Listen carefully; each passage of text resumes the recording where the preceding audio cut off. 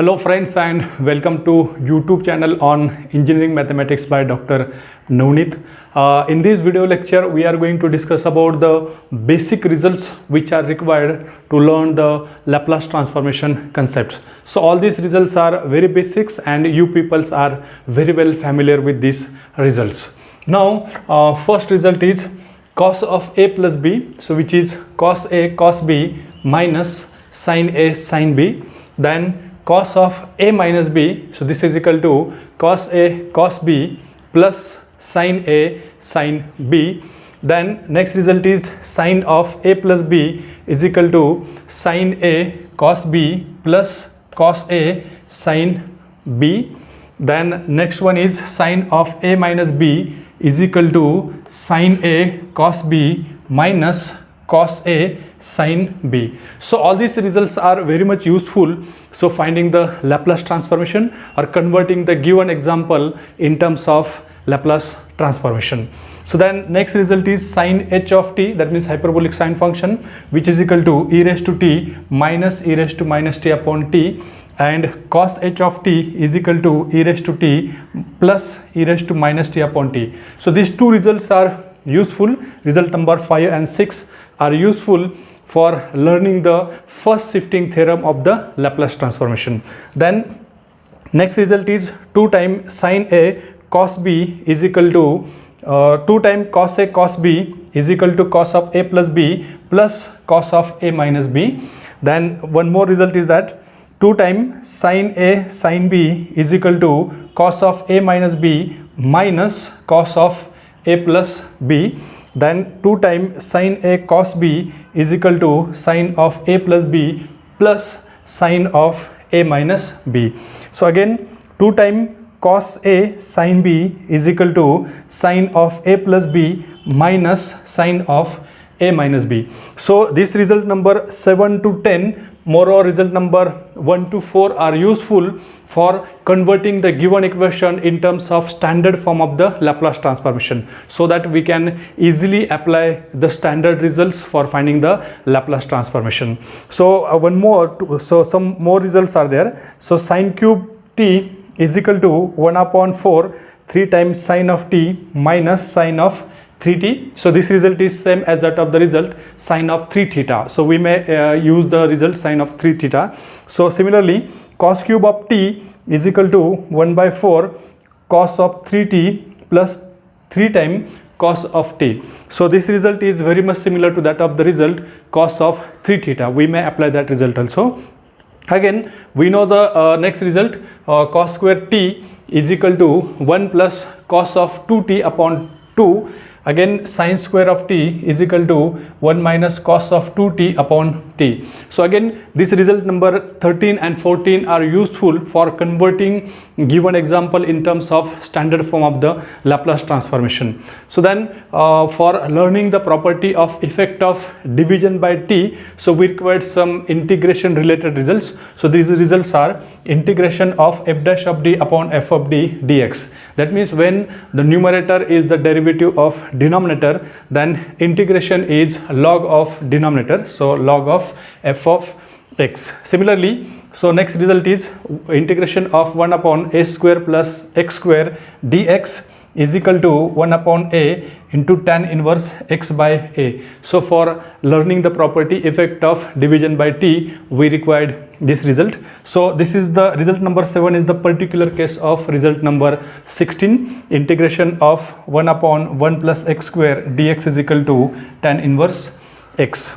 So again for using the substitution and simplifying the term in effect of multiplication by t and effect of division by t property of Laplace transformation, we required some results which are related to logarithmic term.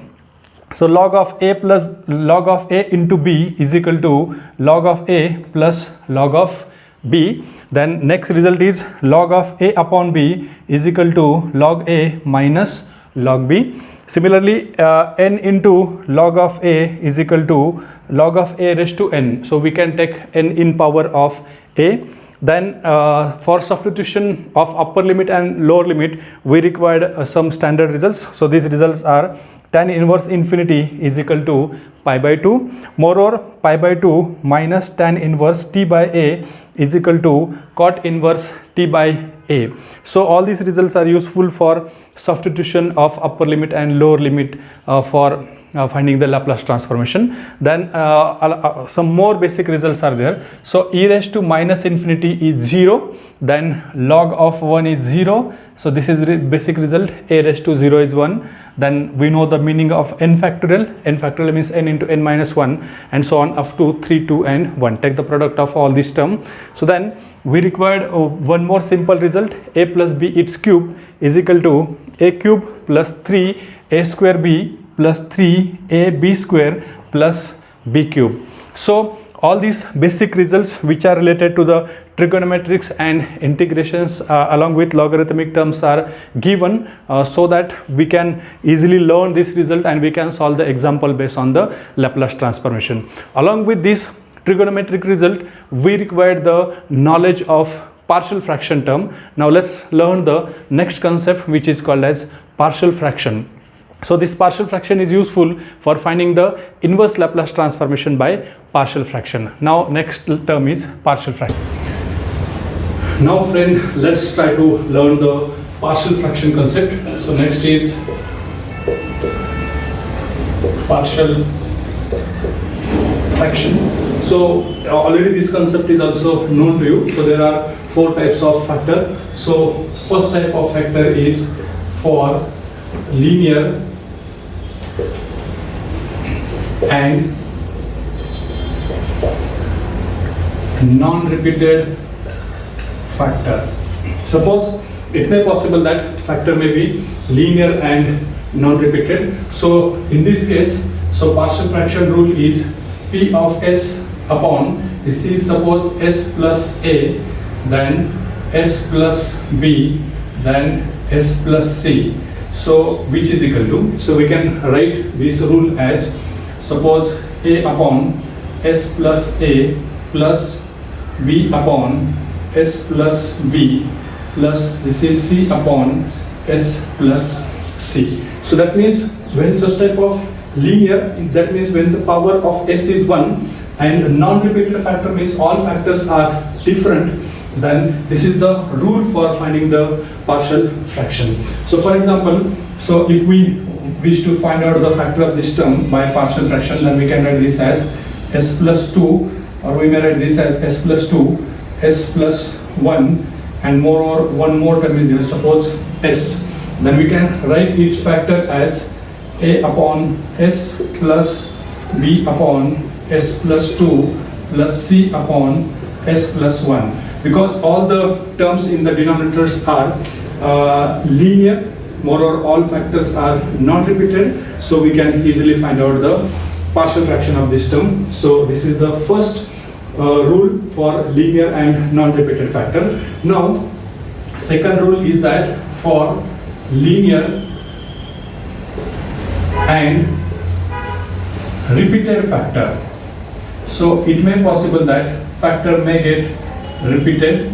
So then in this case, so rule of partial fraction is P of s upon, so this is s plus a, suppose first factor is s plus a, then second factor is s plus b, and this factor is repeated n time, then its partial fraction rule is, so this first factor and second factor is different, that's why we can write this as 1 upon s plus a, linear and non-repeated rule, but this factor is repeated n time, so we can write this as b1 upon, this is s plus b first term, plus next is b2, then this is s plus b its square and so on, so this is bn upon s plus b raised to n.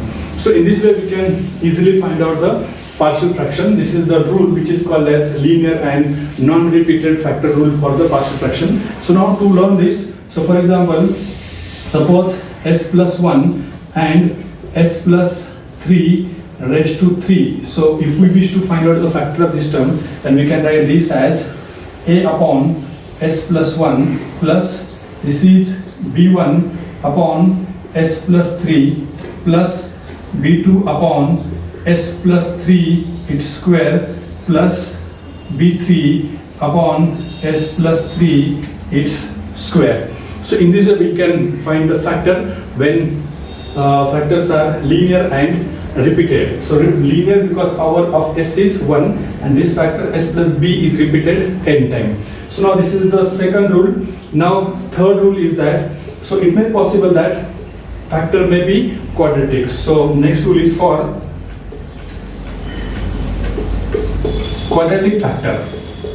So again in quadratic factor also it may be possible that factor may be repeated or not repeated. So for quadratic factor and which are non-repeated, so that means quadratic non-repeated factor, so we can write its partial fraction as, suppose numerator is p of s upon denominator is, suppose this is s square plus as plus b. This is the first quadratic factor, so we call this as quadratic because power of s is 2. The next factor is suppose s square plus cs plus d. So this is the next factor. So these are the quadratic factor and these are non-repeated because this is different and this is different. In this case, so rule for partial fraction is, so this is as plus b upon this is s square plus as plus b plus this is cs plus d divided by s square plus cs plus d.